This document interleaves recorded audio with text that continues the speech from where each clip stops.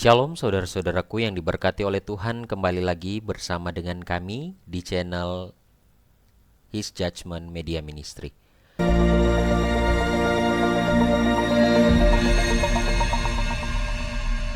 Pada kesempatan kali ini kita akan mempelajari kembali pelajaran sekolah Sabat. Tapi sebelum itu mari kita tunduk kepala, kita berdoa. Terima kasih Tuhan untuk berkat Tuhan yang boleh kami rasakan sampai pada saat ini. Saat ini kami siap untuk mempelajari firman-Mu. Melalui pelajaran sekolah Sabat, kiranya Tuhan memberkati menuntun kami. Di dalam nama Yesus Kristus, kami sudah berdoa dan mengucap syukur. Amin. Judul pelajaran sekolah Sabat kita pada pelajaran ke-10 ini adalah Hari-hari Terakhir.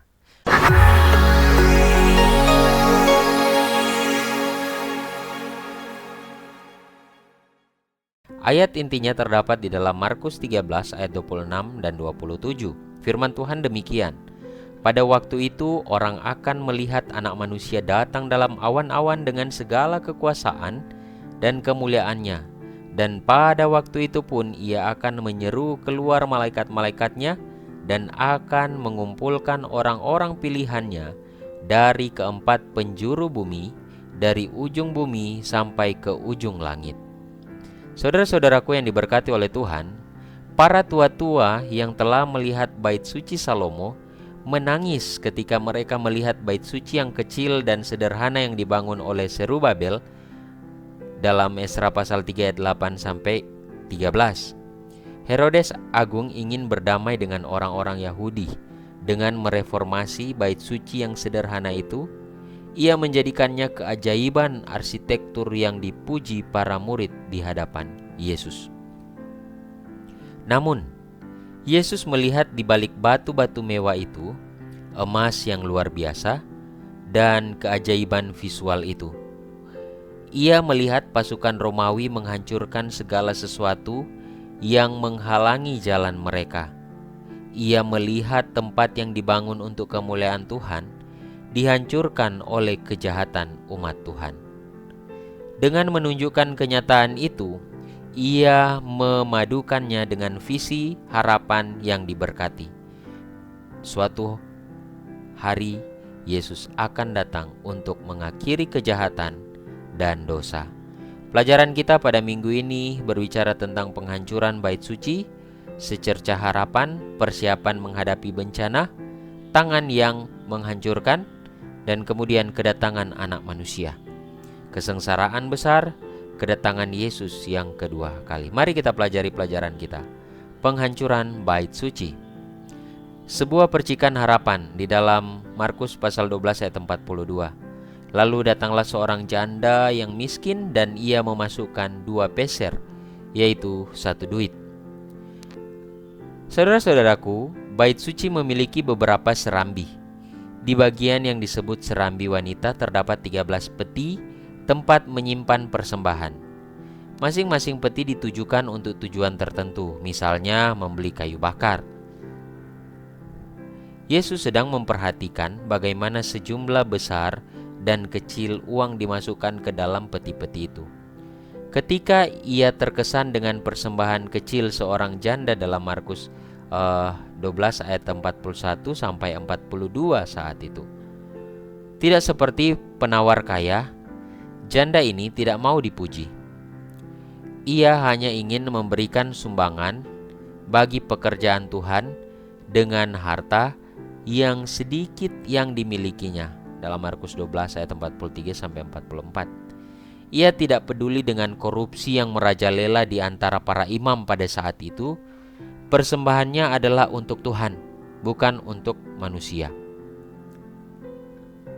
Yesus akan segera mengumumkan kehancuran bait suci karena kejahatan dan kebejatan Israel.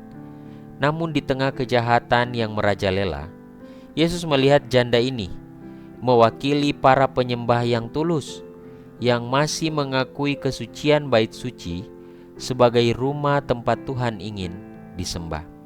Bapak, Ibu, saudara-saudaraku yang diberkati oleh Tuhan, luar biasa kisah tentang janda miskin ini. Dia memberikan apa yang dia miliki sepenuhnya. Bahkan dia tidak berpikir bahwa nanti itu akan dikorupsi. Nanti punya saya habis, harta saya habis, dikorupsi, karena pada saat itu korupsi sedang merajalela di antara pemuka-pemuka agama. Tapi di sini ketulusannya dia hanya berpikir, ini saya akan memberikan, saya akan kembalikan untuk Tuhan, untuk pekerjaan Tuhan, tanpa dia berpikir hal-hal yang lain. Dan ini juga menjadi pelajaran bagi kita, siapapun kita. Jangan pernah berpikir untuk hal-hal yang tidak benar. Ketika kita rindu untuk melakukan itu untuk Tuhan, berikan. Jangan pernah berpikir nanti itu bagaimana dan lain sebagainya. Ketika kita mau untuk memberikan sepenuhnya itu kepada Tuhan, jangan pernah memperhitungkan. Karena berkat Tuhan diberikan kepada kita. Ketika kita dengan sungguh-sungguh memberikan, maka Tuhan akan memberkati kita. Terlepas dari itu dipakai untuk apakah dan lain sebagainya, Tuhan yang tahu itu semua, dan tetap Dia akan memberkati kita. Itu tidak akan mempengaruhi berkatnya kepada kita yang dengan sungguh-sungguh memberikan itu kepada Tuhan. Bagian selanjutnya, persiapan bencana. Dalam Markus 13 ayat 13, kamu akan dibenci semua orang oleh karena namaku, tetapi orang yang bertahan sampai pada kesudahannya, ia akan selamat. Saat mendaki Bukit Zaitun, seorang murid menarik perhatian Yesus ke bait suci yang megah.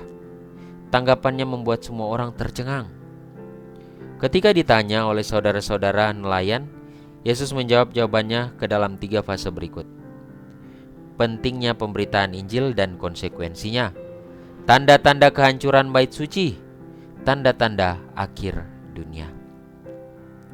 Pada tahap pertama, Yesus menyatakan bahwa Kristus palsu akan segera muncul dan akan terus muncul, yang akan menyajikan Injil palsu.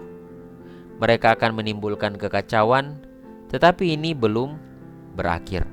Dan ini sudah bisa kita rasakan. Dalam dunia sosial media ada begitu banyak ajaran-ajaran yang menyimpang, ajaran-ajaran yang tidak sesuai, bahkan sudah menggunakan hal-hal yang tidak baik, tidak benar. Sebelum kehancuran bait suci, Injil telah diberitakan di seluruh dunia. Dan sampai Yesus datang, kita harus siap untuk menyampaikan iman kita dengan jelas, apapun konsekuensinya. Sama halnya Yesus ketika dia berada di atas dunia ini, dia terus mengabarkan pekabaran itu sampai pada akhirnya. Bahkan rasul-rasul terus-menerus mengabarkan. Dan ini juga menjadi bagian kita untuk terus mengabarkan Injil ini ke seluruh dunia sampai Yesus datang. Tangan yang merusak, Markus 13 ayat 14. Apabila kamu melihat pembinasa keji di tempat yang tidak sepatutnya, para pembaca hendaklah memperhatikannya. Maka orang-orang yang di Yudea haruslah melarikan diri ke pegunungan. Yesus menghubungkan kehancuran bait suci dengan nubuat-nubuat Daniel dalam Daniel 9, 11 dan 12. Nubuat 70 minggu itu menghadirkan seorang pangeran dari Roma yang akan menghancurkan kota dan bait suci setelah kematian Mesias. Dialah yang disebut sang perusak, yang memenuhi Yerusalem dengan kekejian berdasarkan nubuatan Daniel pasal 9. Lukas menjelaskan dengan jelas bahwa kekejian yang dibinasakan mengacu kepada Yerusalem yang dikepung oleh tentara Roma. Peristiwa ini terjadi pada tahun 66 Masehi ketika Caesius Gallus mencoba merebut Yerusalem. Kemunduran mereka yang tak terduga memungkinkan orang-orang Kristen meninggalkan kota itu dan menyelamatkan nyawa mereka.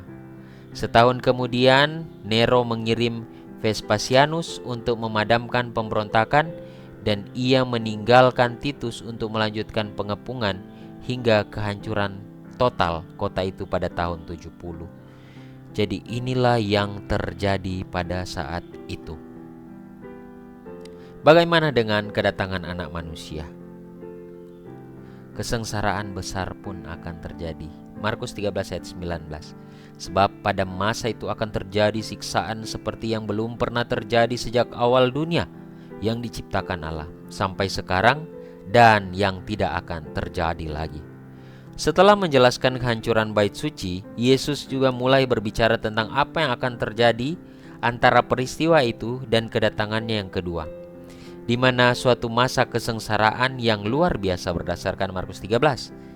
Masa kesusahan ini ditujukan kepada orang-orang pilihan, yaitu mereka yang tetap setia kepada Yesus. Masa kesusahan ini melibatkan penganiayaan terhadap orang-orang yang setia oleh kekuatan agama yang mendominasi abad pertengahan. Selama kurun waktu itu, banyak orang yang harus membayar dengan nyawa mereka demi keinginan mereka untuk membaca Alkitab dan untuk tetap setia pada ajaran-ajarannya. Nubuatan pada Daniel pasal 7 ayat 25 dan bagian-bagian lain memberitahu kita bahwa penganiayaan itu akan berlangsung selama 1260 tahun antara tahun 538 dan tahun 1798. Sebelum tahun 1798, setelah reformasi, penganiayaan akhirnya mereda di beberapa bagian Eropa. Banyak yang harus meninggalkan negara mereka untuk berlindung di Jerman atau Swiss untuk menghindari penganiayaan. Luar biasa peristiwa yang terjadi. Hanya untuk membaca firman Tuhan saja, mereka harus rela membayar dengan nyawa. Bagaimana dengan kita saat ini?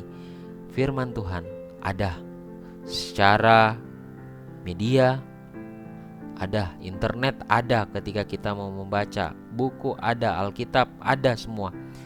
Tinggal dari kita, kadangkala kita tidak mau. Pena Inspirasi menuliskan, kita dapat mengetahui bahwa jika hidup kita tersembunyi bersama Kristus di dalam Allah, ketika kita dibawa ke dalam pencobaan karena iman kita, Yesus akan menyertai kita. Ketika kita dibawa ke hadapan para penguasa dan pejabat untuk mempertanggungjawabkan iman kita, Roh Tuhan akan menerangi pemahaman kita dan kita akan dapat memberikan kesaksian bagi kemuliaan Allah. Dan jika kita dipanggil untuk menderita demi Kristus, kita akan dapat masuk penjara dengan percaya kepadanya seperti seorang anak kecil percaya kepada orang tuanya. Sekaranglah saatnya untuk menumbuhkan iman kepada Allah. Kedatangan Yesus yang kedua. Markus 13 ayat 26. Pada waktu itu orang akan melihat Anak Manusia datang dalam awan-awan dengan segala kekuasaan dan kemuliaannya. Ketika akhir masa kesusahan besar mendekat, tanda-tanda yang diumumkan oleh Yesus mulai digenapi. Penggelapan matahari dan bulan ini terjadi pada tahun 1780. Bintang jatuh pada tahun 1833 dan ini terjadi. Kegaduhan di langit, peristiwa mendatang juga diumumkan dalam Wahyu 6 ayat 14. Ini akan terjadi juga nantinya. Setelah itu, Yesus akan menampakkan diri dalam cara yang kelihatan, penuh kuasa dan mulia. Orang-orang mati dalam Kristus akan bangkit kembali dan orang-orang beriman yang masih hidup akan diubahkan. Jadi peristiwa-peristiwa yang terjadi ketika akhir masa kesusahan besar mulai digenapi, itu terjadi sebelum tahun 1798.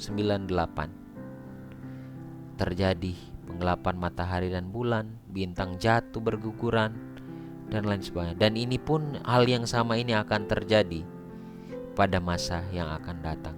Kapankah peristiwa besar ini akan terjadi? Yesus memberitahu kita bahwa ketika kita melihat tanda-tandanya, kita akan tahu bahwa itu akan terjadi. Sebagai kesimpulan, Yesus meyakinkan bahwa peristiwa-peristiwa yang berkaitan dengan penghancuran bait suci akan direnungkan oleh generasi yang sama. Namun, mengenai kedatangannya yang kedua, Ia memperingatkan kita bahwa tidak seorang pun mengetahui saat itu. Tugas kita adalah berjaga-jaga. Sebagai kutipan yang terakhir, waktu pasti kedatangan Kristus yang kedua tidak diungkapkan. Yesus berkata, tidak seorang pun tahu hari maupun saatnya. Namun ia juga memberikan tanda-tanda kedatangannya dan berkata, "Jika kamu melihat semuanya ini, ketahuilah bahwa waktunya sudah dekat. Sudah di ambang pintu. Karena kita tidak tahu kapan kedatangan Kristus, kita harus hidup bijaksana dan saleh di dunia saat ini, dengan menantikan penggenapan pengharapan kita yang penuh bahagia dan penyataan kemuliaan Allah yang maha besar dan juru selamat kita, Yesus Kristus." Mari kita tunduk kepala, kita berdoa. Bapa di surga, terima kasih untuk firman-Mu melalui pelajaran sekolah Sabat. Kiranya lewat firman Tuhan ini boleh dapat menuntun kami untuk hidup lebih dekat dengan Tuhan, hidup di dalam Tuhan, dan pasrah kepada Tuhan. Kami yakin dan percaya tidak lama lagi Engkau akan datang untuk itu, Tuhan. Kami mau menyerahkan sepenuhnya hidup kami ke dalam tangan Tuhan. Tuhan akan menolong kami, mampukan kami.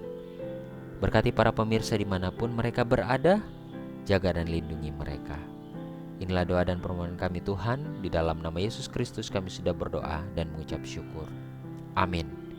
Tuhan kiranya memberkati kita semua.